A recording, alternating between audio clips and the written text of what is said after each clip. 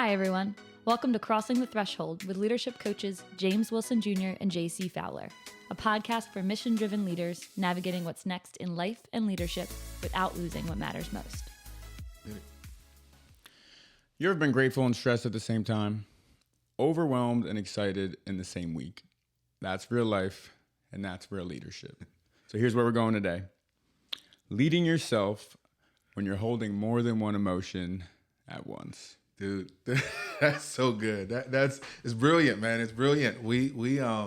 You kind of challenged me with this thought. I don't know. We were in the process of recording or doing something, talking about life or leadership, and we were catching up, and we had some real moments. And one of the ones you were like, "Hey, I'm experiencing joy anxiety." Like we're reconnecting, been friends for almost like a decade. Right. And now kind of in this space of like, now we're closer to each other. I moved back from Virginia. Now we're here in the same space, in the same state. And it's like, right. I don't want this to go away. Like but how often this shows up in our working life, in our business life. So just talk about that, man. Like you first off, tell me a little bit more about this whole joy anxiety, but I'd love to hear where that came from. Right. Yeah. That's so real. Yeah. I was like, oh my gosh, I'm so excited that we get to do this together. Yeah. And then at the same time I went, well, what if it ends? And then check this out. What if James doesn't want to do it anymore? Yeah. It's amazing how we can experience the joy of whatever it is in the moment. And then at the same time, almost in the same swoop, the anxiety comes that we're going to lose that thing. And I feel like the challenge is that going to steal the joy? Is it going to be a part of it? I mean, where do we go with that? Yeah. Actually, I heard that phrase from someone else, and I had the same exact experience that you did. I said, can you say that again? Yeah. Joy, anxiety? You just put a name to an experience That's I've been real, having man. like forever. And I don't think we're alone, man. Yeah, I think leadership is a lot of joy, anxiety, because if you've been leading for any given amount of time, here's what you know. You know that with the good things come the bad things, that it can change so quickly. And so we got to be steadfast in that space. But that's real, man. When I think about joy anxiety, here's like, we're going to go deep quick. Yeah, let's go. So I was thinking about this, and recently, great joy, my son was born. So excited. Yep. So excited that if you're a father, you know that having a child is one of the most amazing things in the world. And if you're not, you can totally see it, right? Yeah. I'm so excited to be a dad. And all of a sudden, I'm so anxious that I'm going to mess it up. Yep. And here's how this manifested for me. Because I didn't want to go there. I didn't want anything to touch my joy. I didn't want to experience two emotions at once. I just wanted to have the joy, and I didn't want to uncover what else was going on. Yeah. And so I actually, for the first time in my life, got eczema. Wow. It started literally spilling out of my body, where I started, like, what is going on? My beard is itchy, crazy. The backs of my kneecaps, like behind my ears. The backs of my kneecaps. It's so random, right? I know. It's like, look, if you've had eczema before, it comes in the weirdest spots, weirdest places. Oh yeah. And it took me a little bit. I must have eaten something. Oh, maybe I changed something in my environment. Maybe I'm just getting sick. And then somebody asked me, like, are you stressed out? Now, you know me for a little while, bro. The answer is always no. Of course not. I'm fine. We're good, right? I'm fine. Sure, things might be intense, but I'm not going to die. Ultimately, I will get through this. Yeah. But I've been trying to work on that and say, okay, hold on a sec. So my first answer is, yes, I'm fine. And, yeah, I'm feeling a little worried I'm not going to be able to provide for my son. To get really real, some of the loss I've experienced in my life, losing a sister, losing a brother, I'm worried he's not going to stay alive. Yeah. And I thought I was over those things. And then a new, I don't want to say challenge, but a new opportunity comes up and it surfaces. Oh, that's still there. And so here I am, like, oh, congratulations, yo, beautiful boy. Amazing. How are you? Noel's doing great. Your wife.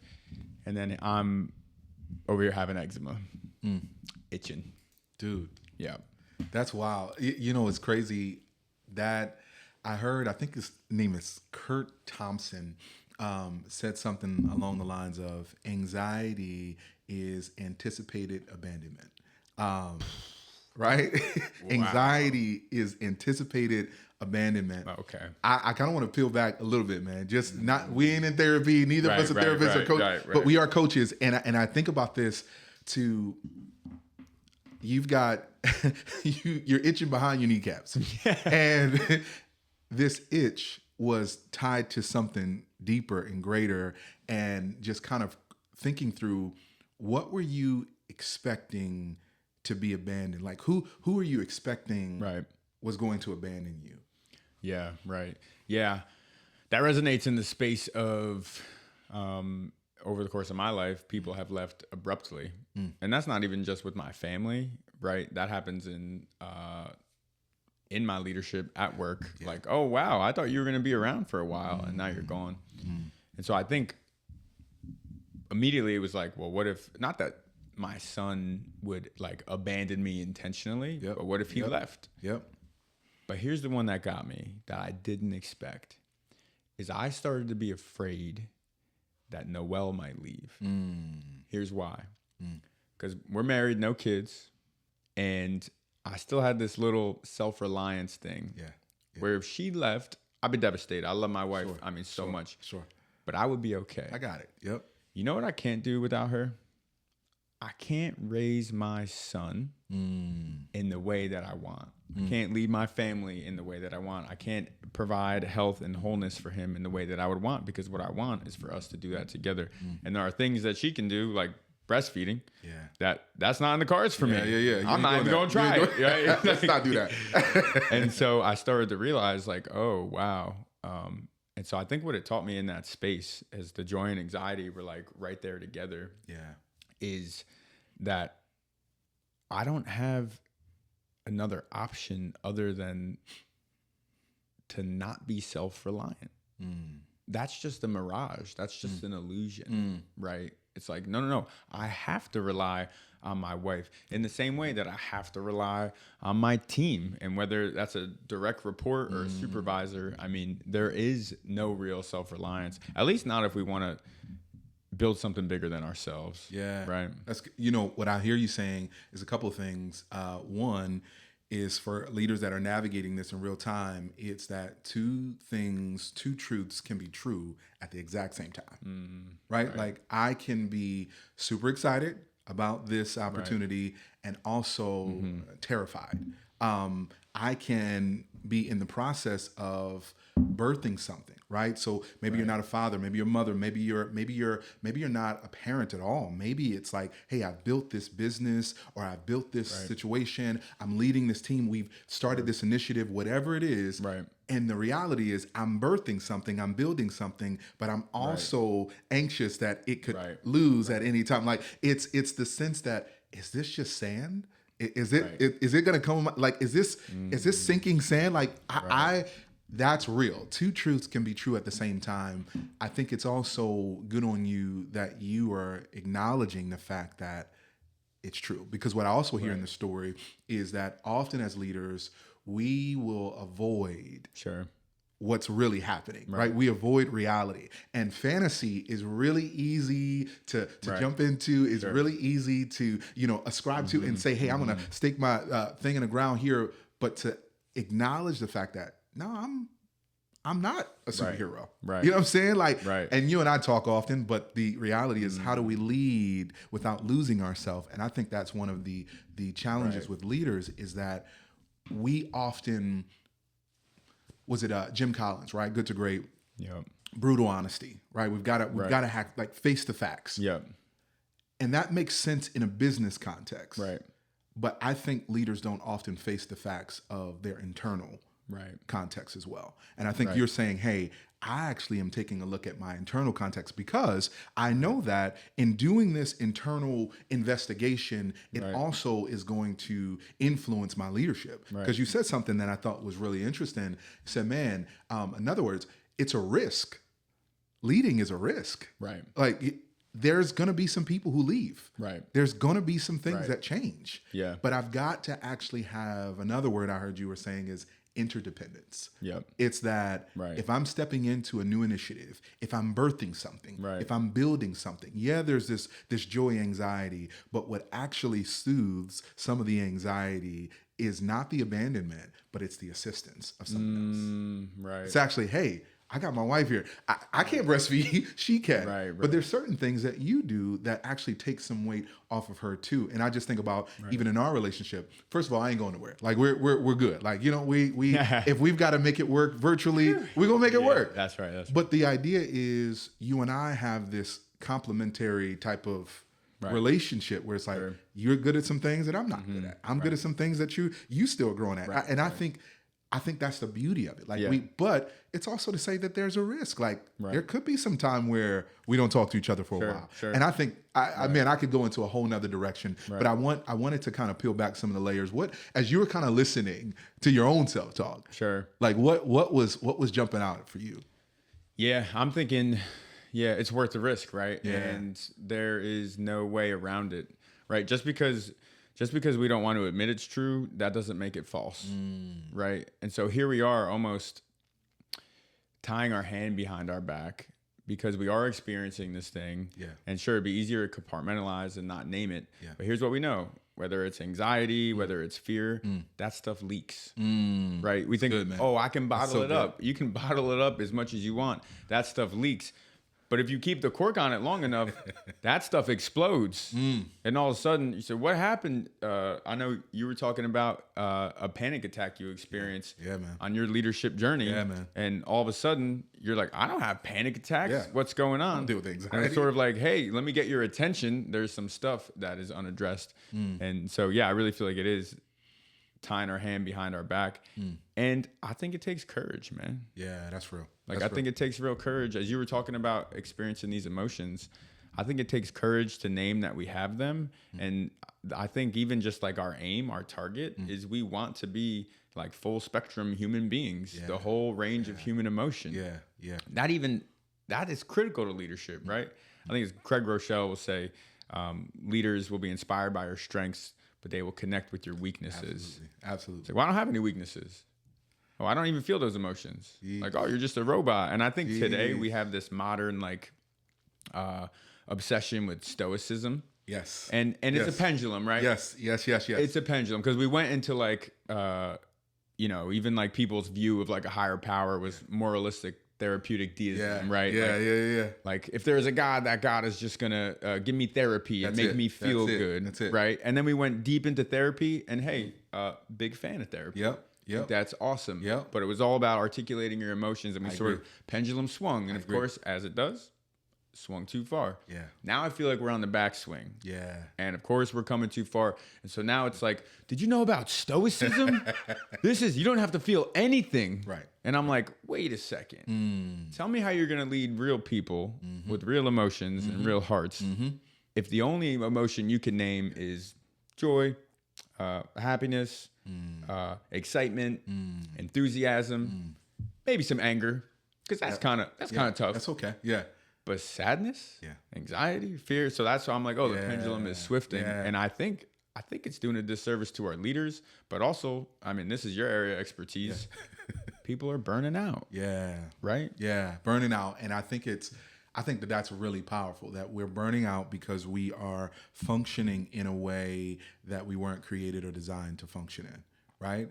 That I am a human. I'm a human being, at some level. And I agree with you, man. I think that sometimes that pendulum, I often would cringe because I'm listening to the pendulum, and this is no offense to anyone, but it is the pendulum at one point of everything is just feel everything. And I'm like, listen, we just need to get the job done. Yeah. Now, but there was an aspect of like, no, there were some feelings that I was avoiding. Right. And I needed to address that. And I think that what you're hitting at with this joy, anxiety is such a real complexity in leadership. And I love leadership just because there's a paradox always. There's always this paradox. There's this tension, right? There's the tension. And I love it's that you pay attention to the tension. Yeah. Because it's in that tension that we actually find just some real beauty, some real life. It's actually in the tension, right? Of us walking Like the tension of, in order for me to move my legs, and I'm no health professional, but in order for me to move my legs and my arms and to have a stride at the same time, there's tension going on in my body. Right. So tension actually brings life. I mean, we can go a little deep. I want to make sure we keep it PG, but the reality is life comes from friction. Okay. Hey, I'll say, all right, we're going say that. and flip it.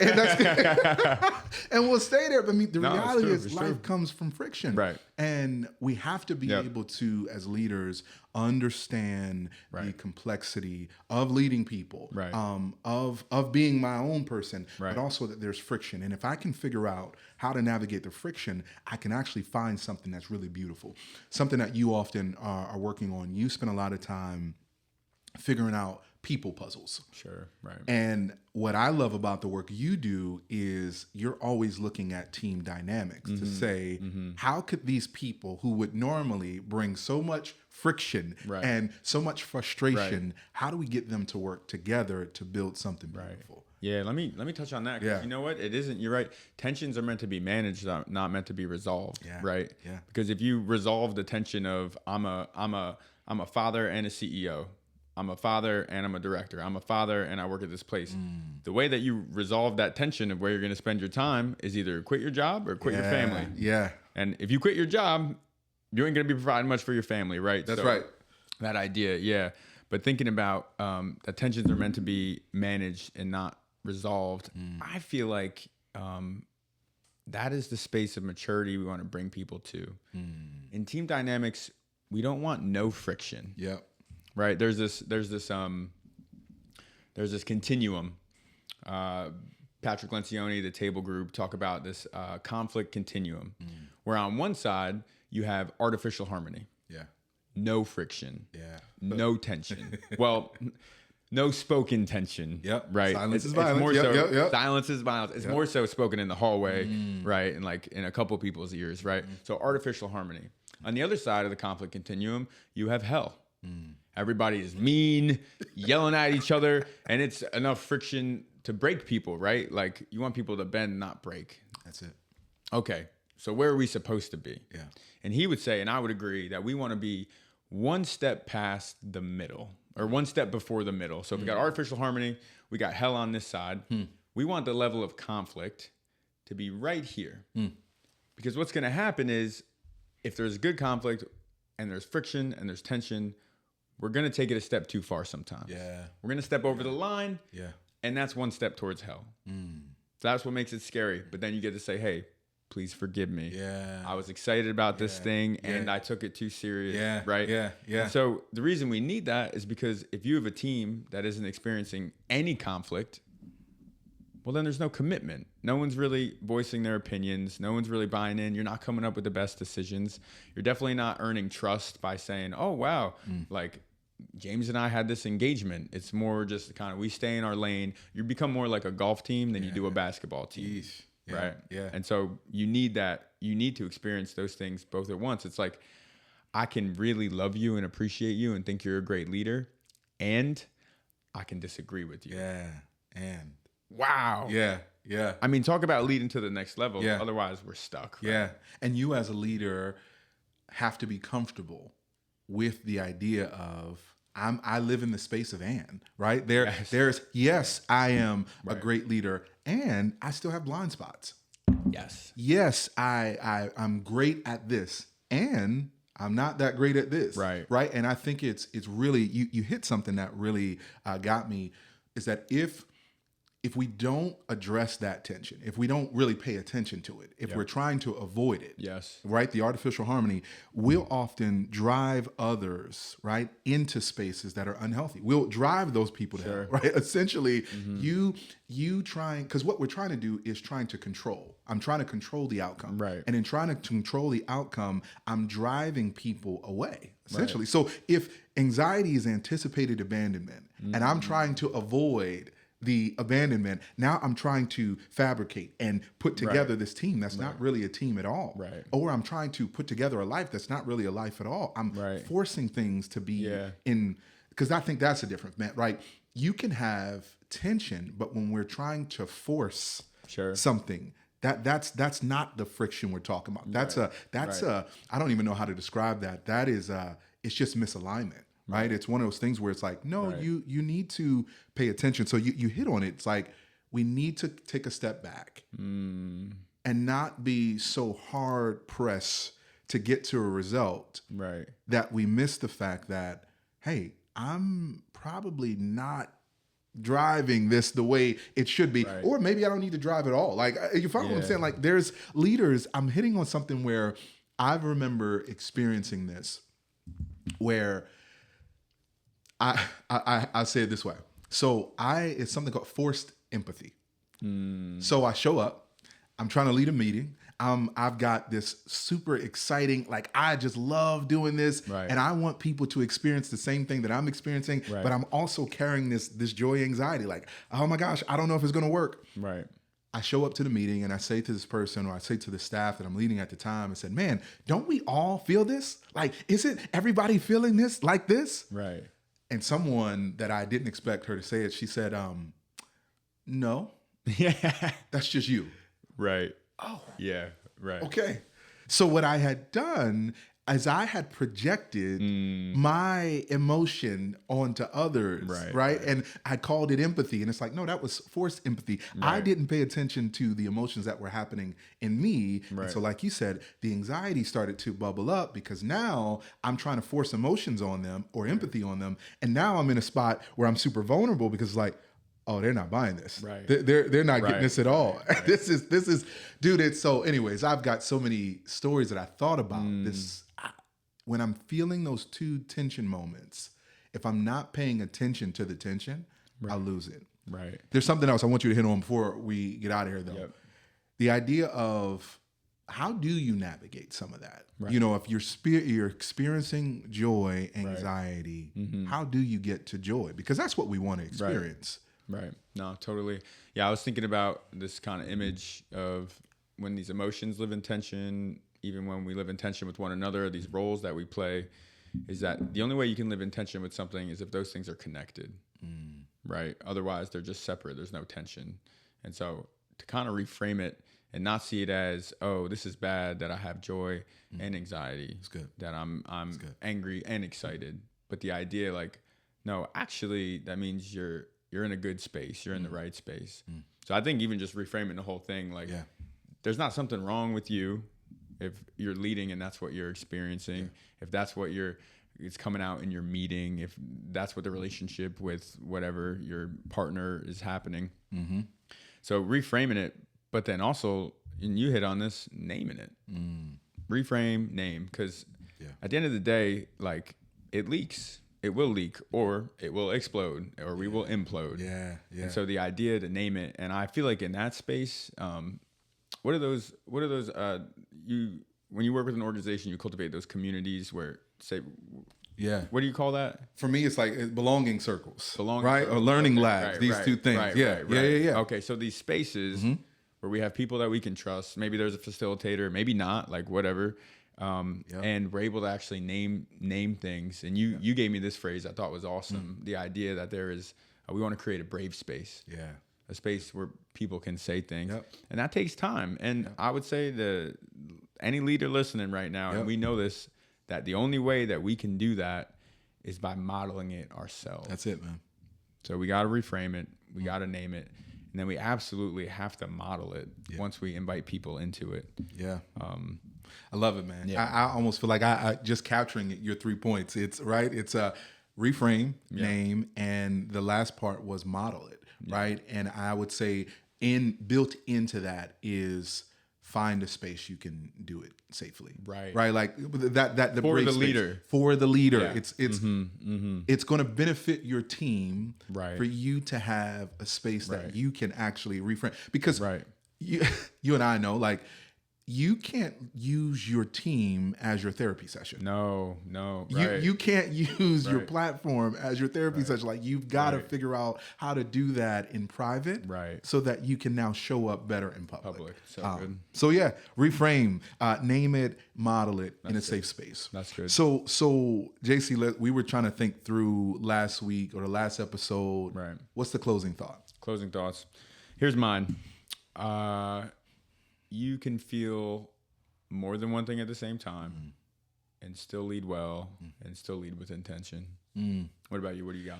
Man, I would say, I've got so much in my head right now, but I would say you need people to actually walk the leadership journey effectively.